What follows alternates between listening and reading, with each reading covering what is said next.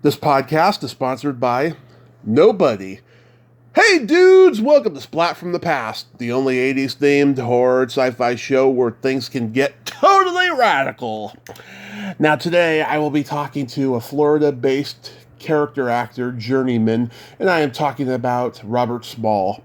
Robert played Dalby's henchman in Sean S. Cunningham's Spring Break, celebrating its 40th anniversary. He'll be my first guest from that movie, and I'm glad I finally found a guest from that movie. He's been in a lot of great movies that took place in Florida. King Frat, Eyes of a Stranger. He'll be my second guest from that slasher classic. The Mean Season, Pulsebeat. I love that movie. Oh my God, that movie's so funny. Flight of the Navigator, the Disney classic. He'll be my third guest from that. He's guest starred on a lot of TV shows that were shot at Universal Studios Florida back in the day, like Swamp Thing and Miami Vice and Superforce. And it's going to be a great conversation. I can't wait. You know, I love talking to my journeyman, yada, yada, yada. I'm always saying that. You all know how I roll. And it's going to be a great conversation. And rest in peace, Jerry Springer, the king of white trash TV, who took Martin Downey Jr.'s formula and multiplied it by 1 billion. Rest in peace, Jerry Springer. So yeah, here is my interview with Robert Small. Hello, hello, hello, hello. Hey Robert, welcome to the show. How are you today? I'm doing well. Everything's fine.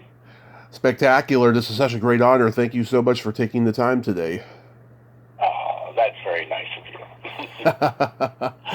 So, going back in time, did you gravitate toward acting early on in your childhood? Yeah, I think I did. I don't know why, but my parents, actually, I was around 8 years old, maybe 9. I took up tap dancing, and then I kind of got the feeling back then that I should hide that from my friends, because then I would run and put on my baseball uniform. Yeah. Little League. I never told anybody I was tap dancing. I don't know why. I think they just saw that I was kind of crazy. And I had a great time doing it. I was the only boy, male, in the little company that we had there in New Jersey, and it was a hoot. And it didn't last long, but it certainly gave me a taste of people applauding and things like that.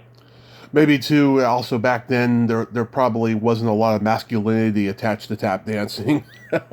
No, there wasn't, but it stuck with me for a long time. Little did I know I would kind of need it. Not that I really remembered much from back then, but years later, you know, being in the theater for quite a while, I did a lot of musical comedies, you know, they came in handy. Yeah. So did you do a lot of school plays and community theater? Yes. Well, not a lot of school plays. I can remember, I think he only did about one a year. But once I got into college, and I switched majors and went into drama, then I was doing a lot of plays. And then when I wasn't selected for anything in the college curriculum, or I should say the plays that were up, I started saying, well, why can't I do community theater? And met a whole bunch of wonderful people. And I was also I went to Monmouth College back then. Now it's Monmouth University. Mm-hmm. But in Asbury Park, they had this very strong community theater, and did a few plays with them, and it was wonderful. It just kept it going. You know, the creative juices. Yeah. So, where did you attend college? Well, undergraduate school was Monmouth College. Mm-hmm. That was in West Long Branch, New Jersey. And they're a very big name now, which is, I find it so amazing. I was there several years ago for the first time in a very long time. But now they're big, they do surveys, you know, for political elections and all that sort of thing, and giving the odds and all that kind of stuff.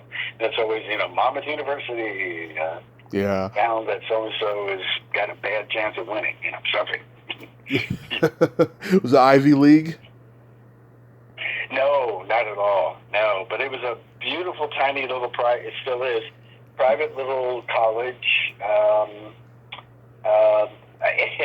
back again, I'm going back in my time there, which was in the 60s to the early 70s.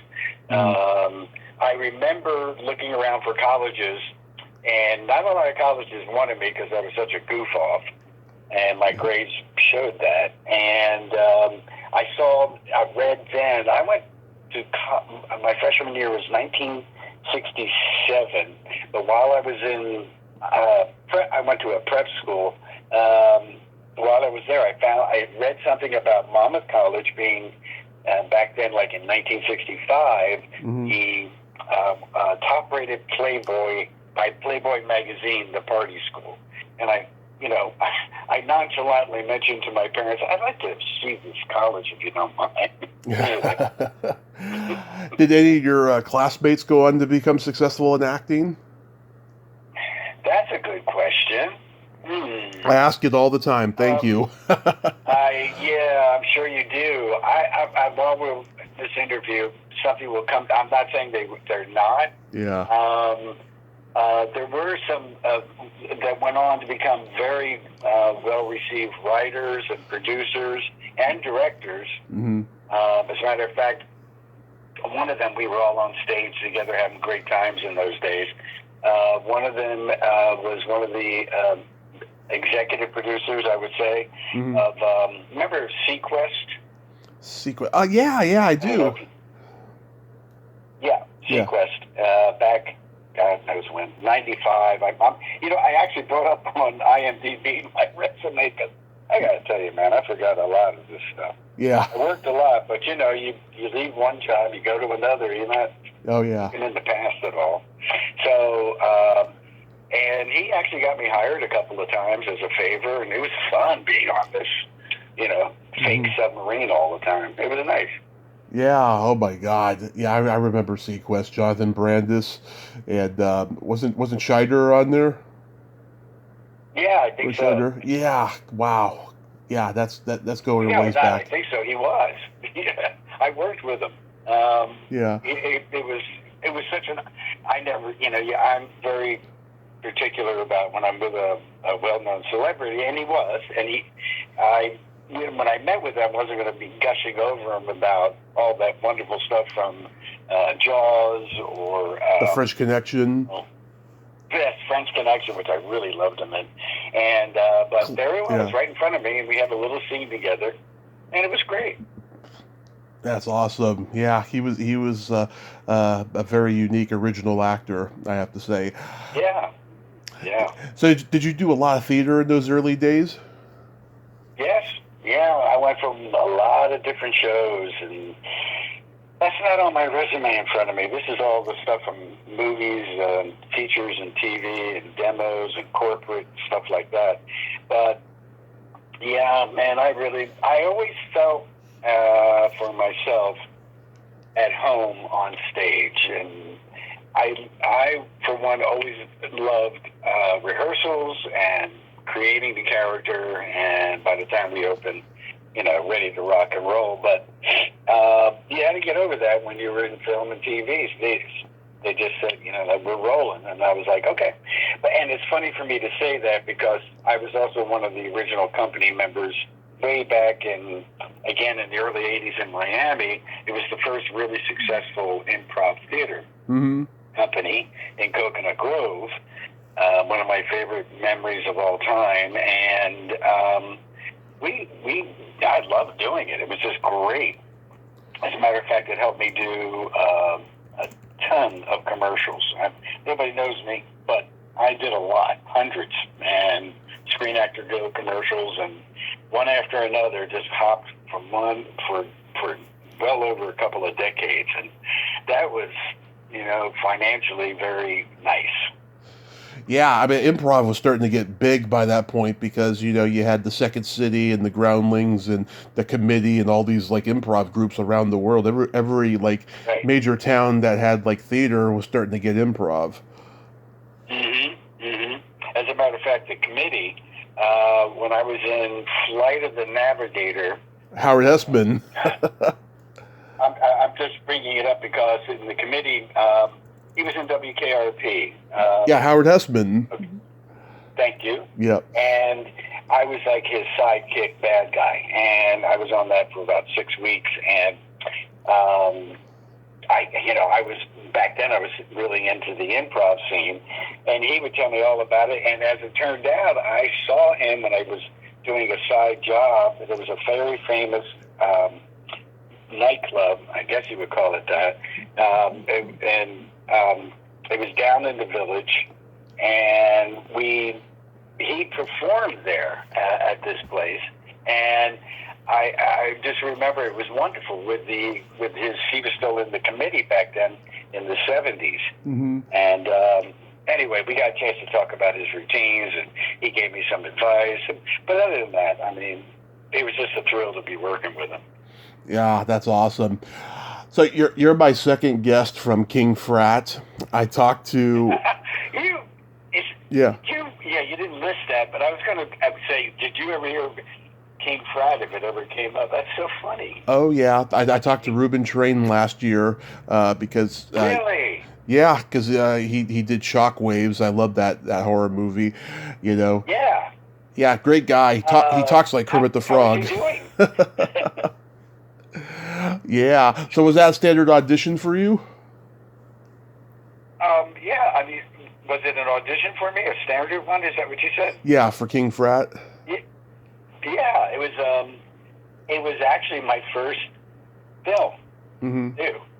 Back in the late 70s, he and Ken Wiederhorn, who was the director, they were just great to work with. One of the fun things was while we were making this very silly movie, kind of like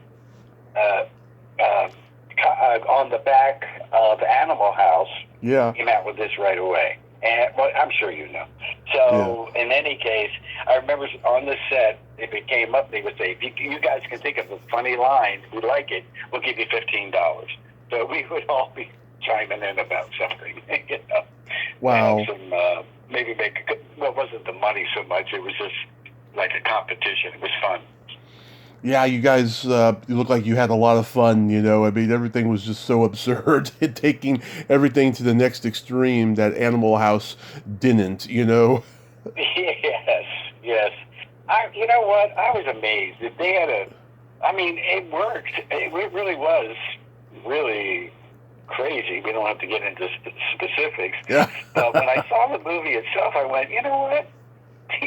This wasn't as bad as people might think it is. I got a kick out of it, and but it was at the time we could get away with it. A little side note about that film was my parents wanted to know what kind of film I was in, because it was my first, and I was excited.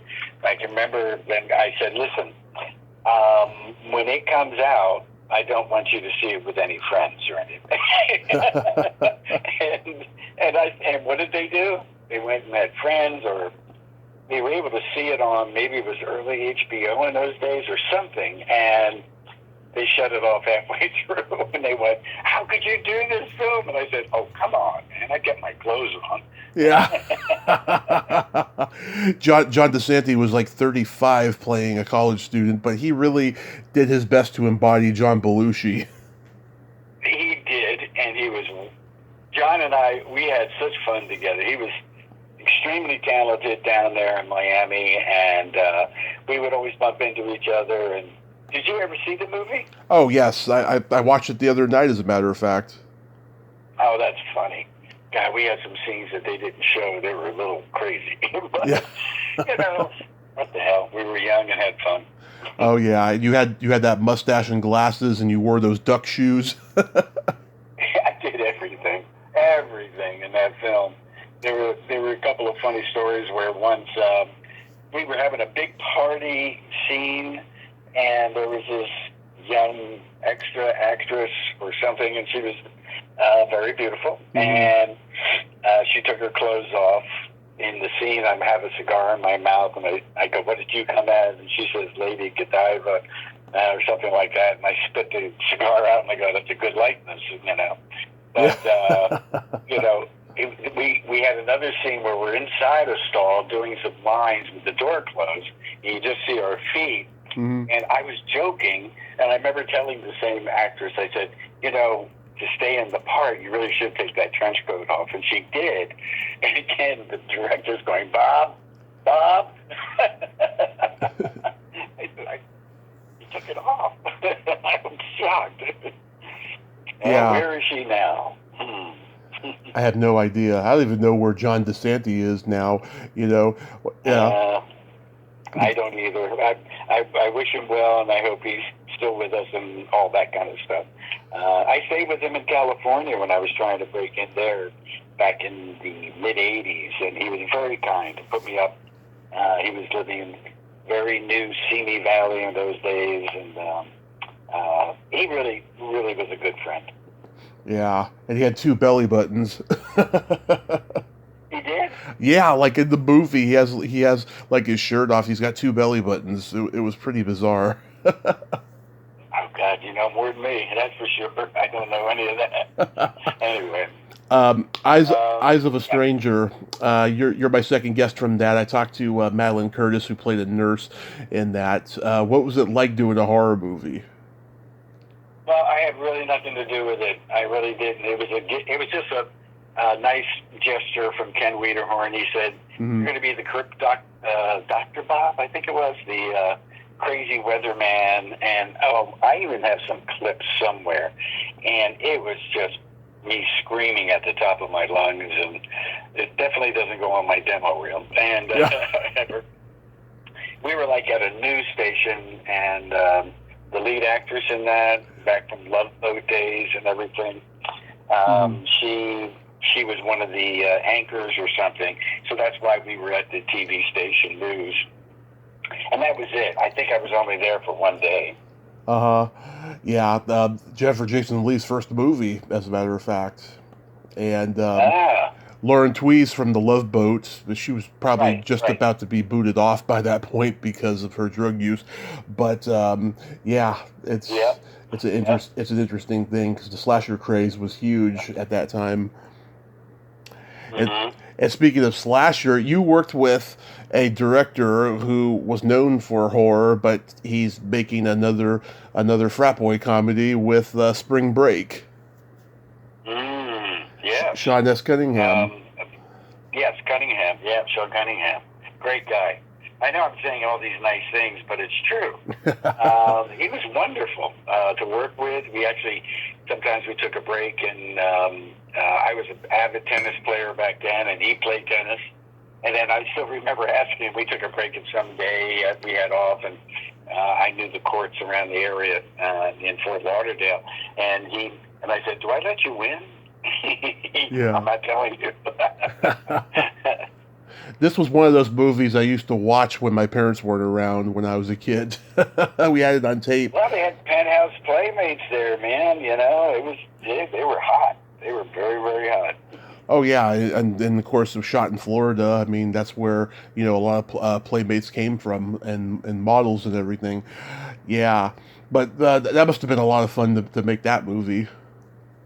Oh yes. Again, I'm censoring a lot of things. It was a great time. Everybody was having a lot of fun, and it was Miami in the 80s. What can I tell you? Yeah, Perry Lang, he's like the only actor that came from L.A. in this movie or something like that who had done, other things, because he was in 1941, a few years before that. Yeah, exactly, yeah. And that girl... he had that main group. There was one of the guys, oh gosh, I wish I could remember his name now. He was one of the main actors in it. Do you remember a movie back then in the early 80s? It was called The Idol Maker, I think. Ray Sharkey, yeah. Yeah, yes. And he was in, of course, in Spring Break, and then it carried over. As a matter of fact, we had some fun times together, and something always in the back of my mind. When I went up, I was always going back and forth from New York City. I spent in the 70s, I lived in New York City as an actor and was always on the road with theater. I never got a job in the city. I was always traveling. And so anyway, I went back to the city, and after that film, and he said, I know this great pizza place. And after we had our pizza, I remember saying, congratulations, you impossible task of the worst pizza I've ever eaten in New York City. Really? I couldn't believe he loved it. I was like, this is terrible. He was a good guy. Was that David Nell? No, not David Nell. I'm going to have to look it up. As soon as I see his name, I'll Paul Land? figure it out somehow.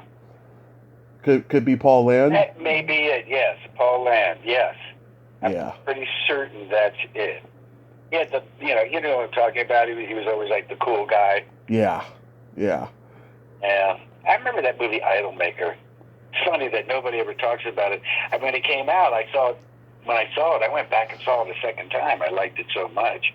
I thought it was very different for back then. It's a very boy bands and all that stuff. It's a very underrated movie. Yeah, it's Taylor Hackford's first movie, in fact. Mm-hmm. You know, that's right. He's gone on to huge heights. Yeah. Next, you do the Mean Season with Kurt Russell and Mariel Hemingway. That's such an underrated thriller. What do you remember about that one? It was a thrill to meet Kurt Russell. We were talking about baseball all the time. And the joke goes with me, there's a credit I got. I can't remember my character name. I was there for 1 or 2 days. It was in the very beginning after the first murder and on the beach in Miami. And the character was like Kevin Smith, a competitor from another newspaper. Uh-huh. And they cut out most of my part, and I said, my credit is larger than me on the film. And I just went, wow, that's exciting. And that was very nice of them. But, you know, we all had a big, big opening, and I invited a lot of friends, and that was it. That was my scene. I was never seen again. And they kept saying, well, you're on later, right? And I go, no, that's it. You got to sit and watch the rest of the film now. Yeah, it's like I said, it's a very underrated thriller, and it's pretty good. I'm a huge fan. You're probably going to be censoring yourself again, but I'm a huge fan of Pulsebeat. The Pulsebeat days. That was a Spanish-American production effort. It's the first time I ever got a check written in Spanish. And I looked at it and I went, And I actually, for the first time, I turned around to somebody and go, will this get cashed? You know, they wrote out the numbers, everything in Spanish. Back then, we all got paid by check. So, yeah, it went through. It was interesting. The audition, I was traveling between New York and Miami a lot back then. And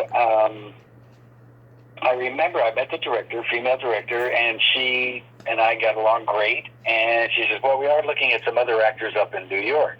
Mm-hmm. And I don't know what got into me, but I just said, you know what, I'm going to tell you what. I'm from New York as well as here. So if you're going to audition people up in New York, I'm flying back up, and you're going to see me a second time. Mm-hmm. She thought that was very funny. And I got hired. Wow. Yeah. Yeah, that was basically it. I mean, I was perfect for the part, I thought.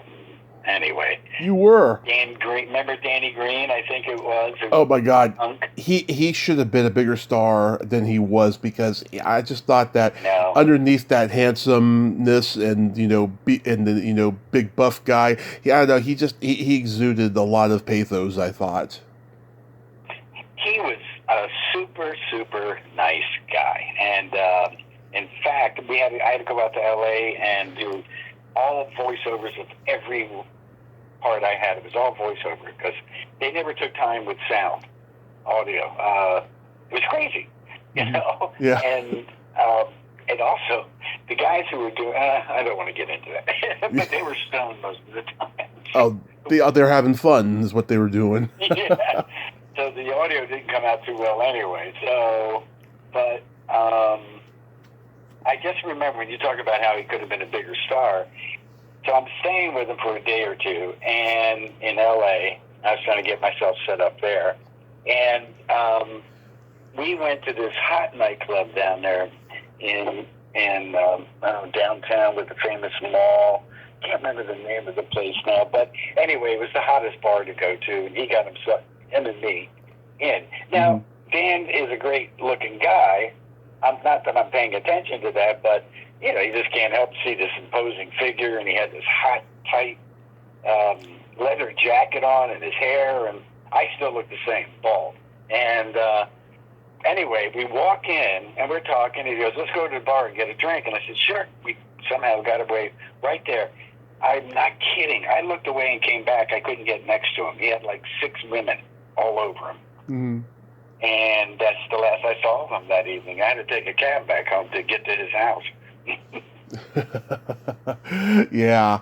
I love that character. You're this mild-mannered accountant, and you fall in love with that trainer that's like almost half your size. Oh, my gosh. Yeah. She she was from Spain and had some notoriety, and I had one of the coolest shots. That's one of the fun things about the business, if you can get these situations. But we were on this gorgeous sailboat, and they had a helicopter shot scene for it.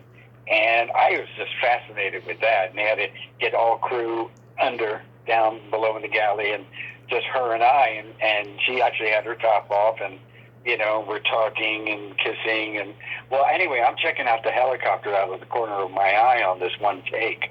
And the helicopter is right there in front of the ship as it's going by. And then it lifts up in circles, kind of like the Thomas Crown Affair sort of thing. And as soon as that take was over, she slapped me and she goes, you don't think these are attractive enough? I said, I'm sorry. I'll definitely check it out this time. I promise. Yeah. That's great. Yeah, the first time you meet her, she has her foot on your throat, and after she lets you up, she says, "How's your throat?" And you say, "Flatter." Right. And so that was another one of those movies we were making up our own lines too. I don't think that one was mine, but could have been. I don't know. But, yeah. Again, just good fun, Yeah. Young. It's great when you're young and it's all rolling for you, and it was very enjoyable time. Not that it isn't now, but that was a different lifestyle. Yeah, then she buys you ice cream, and I love it. Like when you're in the dance club, you're like dancing around and stuff. Yeah, I was trying to kill it, man. And finally, somebody filmed me when I'm dancing. I love dancing, man. We were always going out to clubs, and me and my friends, in Miami especially, we had some of the most exciting places to go to. It was really hot down there. Oh yeah, I mean I've seen movies from that time, and like everyone, there's always like a club scene in Miami movies back in the '80s. It looked like everyone was always having a good time in them. Yeah, and one of the things, we all have our regrets not following through on certain things, but the one who played the kind of like she was like the silly girlfriend, and she came from Spain as well, but she kept on saying, Bob, you have to come after the film to the island of Ibiza, and says you will not believe it. It's kind of like Miami, but much better. And I kept saying, that sounds great. I never went, and I really regretted never going there. Oh, that's and right now, it's still that way, but it's a whole different generation. Do you remember anything about Peter Lupus from Mission Impossible? He was in the movie. Yeah, I'm trying to think. I really never had anything to do with him, but I thought it was cool he was in that because, we all loved the TV show. Yeah. What was the name of it? Now I just drew a blank. But he was a cool guy. Yeah, Lee Taylor Allen, who plays Daniel Green's love interest, she was gorgeous. Yes, she was. And I also, it makes it sound like I'm sleeping around a lot, but I actually was in L.A. with her at her place when I finally had to keep going back to LA to get myself set up. And she invited me. That was the last time I ever had any contact with her. I don't know why, but we were all together. I mean, she had her boyfriend there and all that. Right. And we had a great time together. You're right. She was really, really cute. Yeah, I think I found her on Facebook, but I don't think she had been on in a while, so probably why I didn't, approach her for an interview. But maybe I will in the future. Who knows? Mm-hmm. Going back to Flight of the Navigator, though, yeah, working with Howard Hessman, yeah, I mean, from what I've been told, he was a really nice guy, but he didn't suffer fools. He took the work very seriously. Well, I guess, yeah. I mean, he was professional. He was always there on time and knew his lines and knew where to stand. And, when he was funny because it was about a spaceship. And we had more scenes where he would say, okay, you all look up there, find a spot. All have to see the same spot up in the sky. And when we're going, once again, we're shooting outside of Opa-locka Airport where we had a hangar filled with 20, 30, 40, 50 different models of the spaceship because back then there was no such thing as CGI. So they had to make tiny ones and larger ones all the way up until the big one, the regular ship that was in the movie. But he would say, here we go. First of all, everybody gets a nose check because it was a reference to doing cocaine. And then he would say, and he goes, all we do in this film is look up and then we sigh. And he was right. Oh, my God. Oh, gosh, I'm going to have to look up the director's name. Randall Fleischer. Randall, who did, of course, Grease, Blue Lagoon and all that. Mm-hmm. But he was wonderful to work with. And I have a scene where for the first time, when the spaceship, we were in the studio then, and we had just had some boxes for them to come out of. And he goes, and Bob, I need you to react to these liquefied stairs that we're going to be putting in later.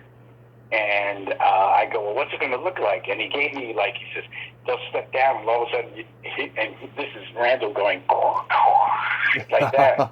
And I said, a $60 million film, and that's the best you can do? He goes, shut the fuck up. Look at the stairs. Yeah, the kid in the movie, Joey Kramer. I talked to him a few years ago. Yeah, he went down a pretty bad path as he got older, really? But he's pulled himself out of it though, and he's doing the Comic-Con circuit and signing autographs and stuff. Yeah, he turned out to be cool. He turned out to be a good guy. Yeah. And I was really surprised with that film because I went and saw a friend of mine in Jersey. She had a son around the right age who would really, really love that movie, and probably around 12 at the time. And so anyway, I set it up to go back to my hometown area and see her. She was always part of our family. And anyway, so we're talking, and then when I had to leave, I opened the door, and there were 16 little kids, 12-year-olds, waiting. And I go, what's this? Just, they all want to talk to you about the film. No kidding. Wow.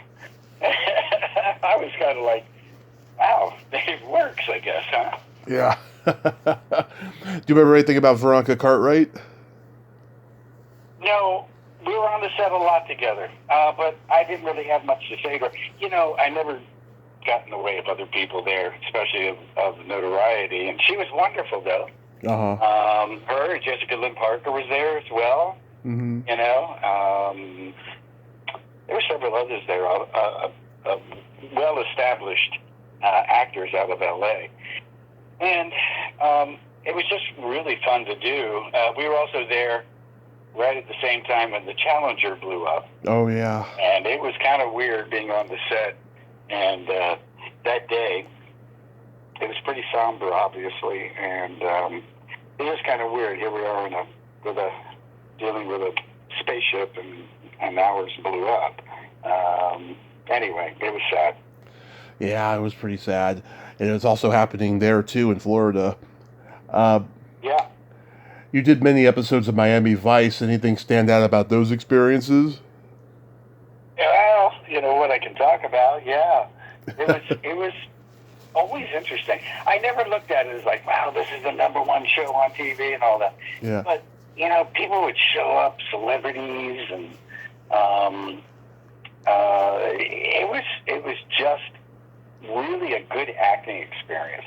You were under pressure to perform, and there were times I had to do things where we shot in this one place, their main studio where the police station was, and how they could just lift a wall, turn the camera around, set things back on the other side for a reverse shot, and you got to be there, and you got to produce and do the same thing again, but this time from reverse, and you know, they were all cool. I mean, if you were there and you were ready, nobody, you know, not that I know of any problems, I'm not going to get involved with that, but I just, you know, that's why they kept calling me back. I thought I was ready, and no problem.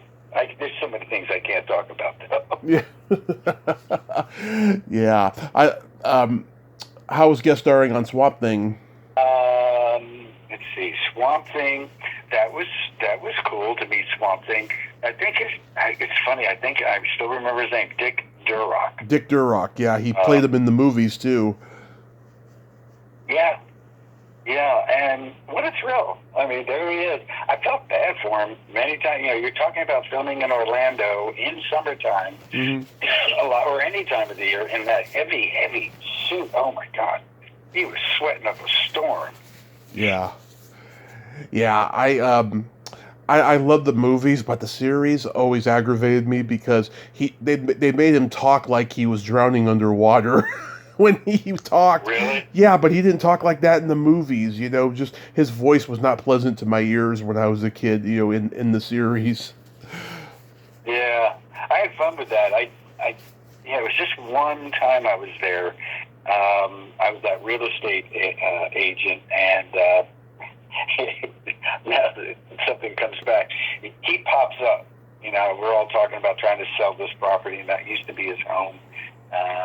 And it was all burned down and destroyed, and then all of a sudden he pops up in front of us, me and this client possibly, and we run our asses out, you know, down the trail in the swamp area there, and I just remember we did our first take, and then he said, we're going to do it again, come back, all right, cut, come out, you guys, and so we come back. And they're all laughing. I go, what's up? He said, you said, oh, fuck. I'm like, what? I said, well, I'm a method actor, you know. Can I say that on the radio? I don't know. Martha. They caught me with it. I said, okay, I'll be very careful about that. Sorry about that. Martha Smith from Animal House was in that episode, too. Oh, really? Yeah. Huh. I didn't know that. It's funny. You were at the. I don't know. There's a lot to go. That's a long time. I'm looking at this resume. So that was 1990. Yikes, man, ancient. You were the 2 hour pilot for Superforce. Superforce. God, that ticked me off. I didn't get picked up on. I thought for sure we were going to have fun with that. Also, it didn't last long, from what I understand, if I remember correctly. It was 2 seasons. Yeah, I've talked to Ken Olin, sweet guy. Did. I didn't watch it. I really didn't. Yeah. In fact, Jerry Lewis directed the 2nd episode. Yeah, of all people. That's funny. Yeah. Jerry Lewis. I got a couple of stories about Jerry Lewis, and that's going to come out. Oh, you met him? Yeah, I did when he came into Miami to do back-to-back films. Oh, Hardly Working, and what was the other one? Smorgasbord? I forgot what the other one was. Cracking Up? There were a lot of problems there, but this goes beyond that. We had a special meeting, me and several other actors, including John DeSanti, meeting with him back then at a place where he had set up shop. And but it was just...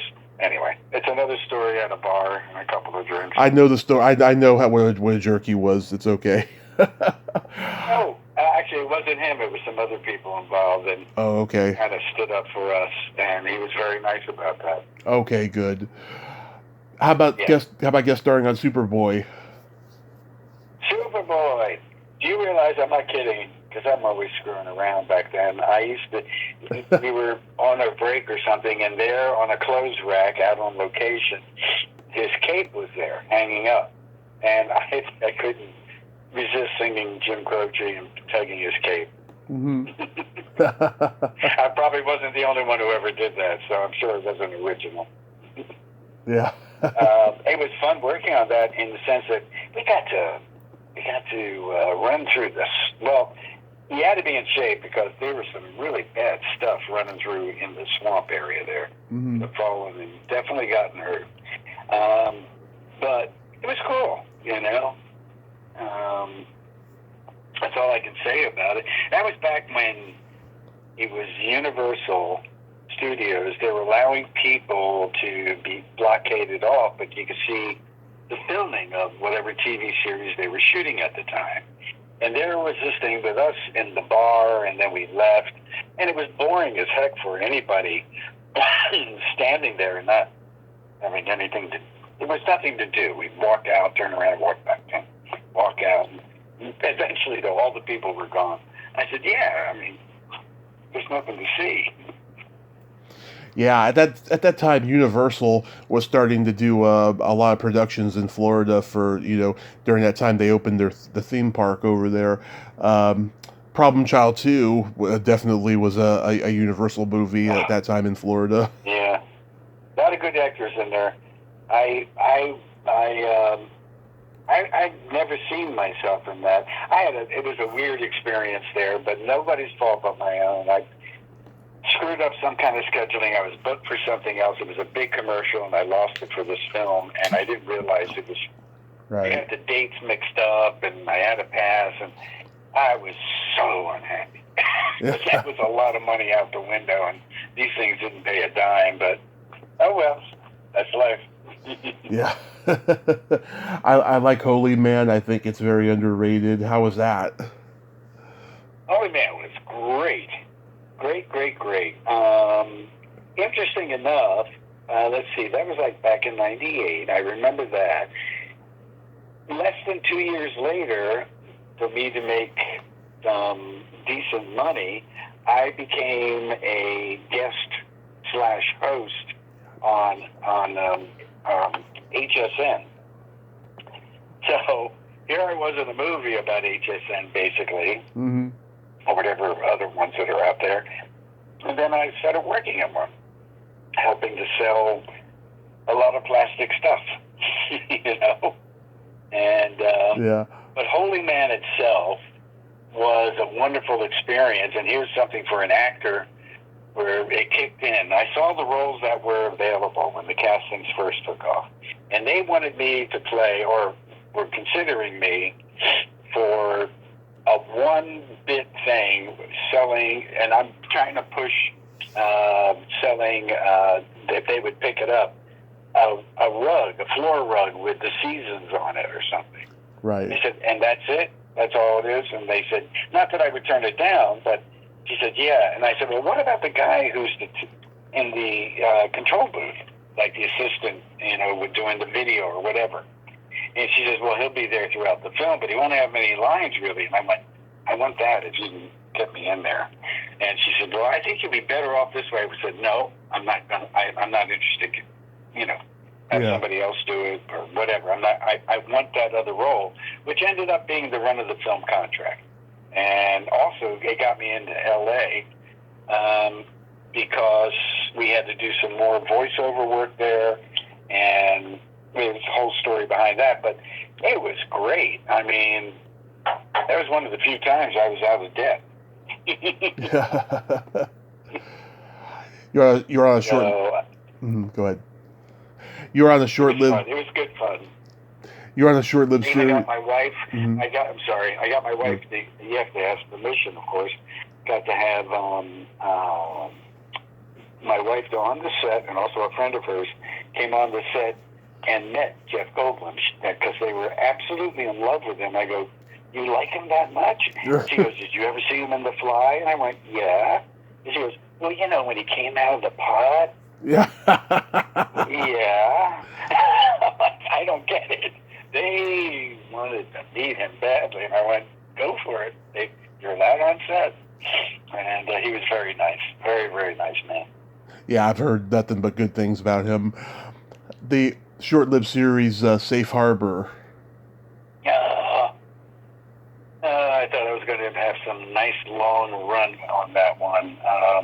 They even gave me a raise, and they said they were extending the series, and then like a week or two later, they canceled it. I went, oh, gee. Yeah. I said, I knew it. It's too comfortable. It was going too well. Rue McClanahan and Greg Harrison. Nice man. And just really, I got to meet these celebrities that came on stage all the time. And Mickey Rooney, he was on there. Mickey Rooney, yeah. Yeah. Yeah, Mickey Rooney. Mickey Rooney. Yeah. It's so strange. You see these kids, when I was a kid watching black and white films with Judy Garland and him, and I thought, oh my God, here he is, Yeah. Yeah, I think that was a WB series. I don't remember. It was Spellman, right? Yeah. So I don't know, but oh well, they give it to you and then they take it away. But it was good fun, really good fun. So what do you got going on these days? Well, these days, basically, after a while, I found myself thinking that there's a shelf life for me not being the cute actor anymore. So I actually, first there was HSM, and then once that was over with, I moved on to at a educational TV station in Fort Lauderdale, and became a writer and a producer. But I was still able to sneak away, and mostly it was just commercials. Although during that time, I did New in Town and Recount. Don't ask me how. Mm-hmm. They let me get away with it, but I don't know how they let me get away with it because I was gone for a while. Mm-hmm. So, New in Town was wonderful with Renee Zellweger, and I was up in Winnipeg. It was supposed to be home Minnesota, but we were up in Winnipeg, and it never got warmer than minus 30 degrees in February. We were shooting. It was scary up there. It was really cold. And Recount was brilliant. They even won an Emmy Award. And a lot of good Florida actors were involved in it, including myself, and really enjoyed it. Got to meet so many wonderful actors, including Dennis Leary, and the list just goes on and on. Wow. Yeah, Dennis Leary, I love him. He's a funny guy. And the director, Roach, what's his first name? I'm going out of my mind here. He did Borat. Oh, Sacha Baron Cohen. Yeah, that's the actor. But the director went from there, not directly. I'm sure he had other things. And then at Recount, I remember he called me up once when I was ready to drive up to Jacksonville. That's where we shot just about all of it. And he says, I want you to read this story about what happened there. And your character is involved in it, the lawyer. And I said, okay. And some of the real people showed up on set that were involved. They were very curious about what was going on. And at the time, it was such a crazy circus. Little did we know, years later, it would get even worse. Right. So, anyway, but it was a wonderful experience, to say the least. Such talented crew, and Bob Balaban. Oh, nice. Wilkinson was there. All of them were there. And the funny thing is, I couldn't meet any of the people. We were the Republicans, and the producers would take us out to wonderful dinners and great conversations, drinks and cigars and stuff like that. But then after that week, I was off, or everyone was off on that side, and they were shooting then the Democrats. Mm-hmm. Obviously, they did it on purpose, so there would be this kind of this challenge between the two. Uh-huh. It's spelling, not Spellman for Safe Harbor, by the way. I just looked it up. I was like... Yeah, I know, I said Spellman. You're right. I was like, Spellman? No, it's spelling. I leave these things things out if I don't remember the names. Yeah, error in spelling. So do you have anything upcoming you'd like to mention? Not really. No, a lot of my stuff now is a lot. There's not very much, and it's fine with me. I moved from Florida, and I'm up here in South Carolina. I have family up here, and it's a wonderful place I have in basically a community that's all in the forest here, and I've met all new people, new contacts, but I do go back down for corporate filming. Nice. It's just like, a product, you could say at FedEx or whatever, but these products are done all in-house. And it's nice, I'm good at that. Just reading off of teleprompters or whatever they give me. And they like working with me, and it's been several years. So it gives me a chance to go back down to Florida, and they take good care of me. And I get to see my old friends and play some golf with them, and then I come back up. Nice. Living the life then. I think so. And, we still have created, my partner and I, a financial literacy series that was several years ago, and it won all these awards, and it's a really great series. It's very well done. It's really funny. I always said I want to write a book, because I thought it was a no-brainer once you finish writing a financial literacy series for high school through college, at least for junior, senior in high school, and then throughout college, that people would pick it up and pay to have this series. And you write financial literacy series, but nobody wants to pay for it. So maybe there's something in it for that. But right now I'm trying to do it through other avenues. But I'm very proud of it, and we did win an Emmy for it, and it was nice. But awesome. As it is right now, we haven't sold it. It just sticks in my craw that hasn't happened. By the way, hold on a second. Something else. The director is Steve Procco, but he's also a well-known writer about the Civil War. Well as what did we shoot? We shot it was called Golf Balls. Okay. That I wrote. And you would have loved it, because there we go back to some of those early films like King Frat. But basically it was like a competition between two golf courses trying to, take over the other one. And Caddyshack. Yeah, it very much like that, and beautiful women, and we had guys on horseback with their golf clubs there, and people on there in a Volkswagen with the clubs sticking out, and all kinds of fun things. It was just, that was one of the more wild experiences. I wrote it, and I thought to myself, well, because I've had several screenplays that I had written and got some look-sees, flown to L.A., nothing ever happened. And I just had this idea about writing about golf, a fun thing.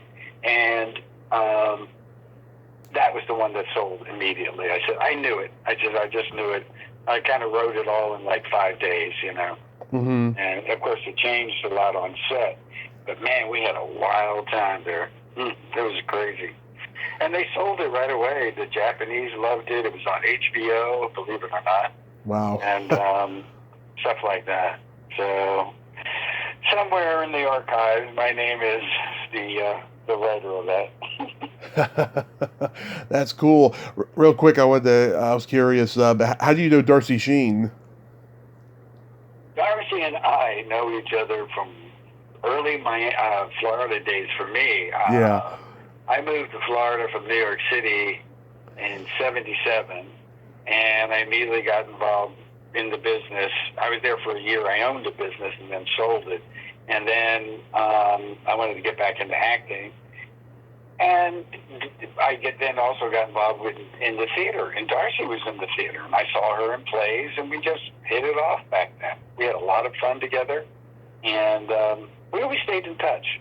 As a matter of fact, she was very good to me in L.A. when I got there, because I kind of was very well situated in Miami, very comfortable. And when I got to LA, clearly, I said, all right, this is going to be my home for a while. Darcy was already there, and I found myself getting homesick, and which isn't unusual in LA. And she introduced me to some friends, and back then I played a lot of tennis, as I mentioned, and it just went from there. But I really have not seen her except on Facebook. We converse because she's doing some film roles now, and good for her. Yeah, oh, she's got a great sense of humor, and she's a lot of fun. Sweetheart, real sweetheart. She is. She really is. Very nice lady. Well, Robert, I thank you so much for coming on today and sharing these great stories, and I hope you keep rocking those productions that you're involved in.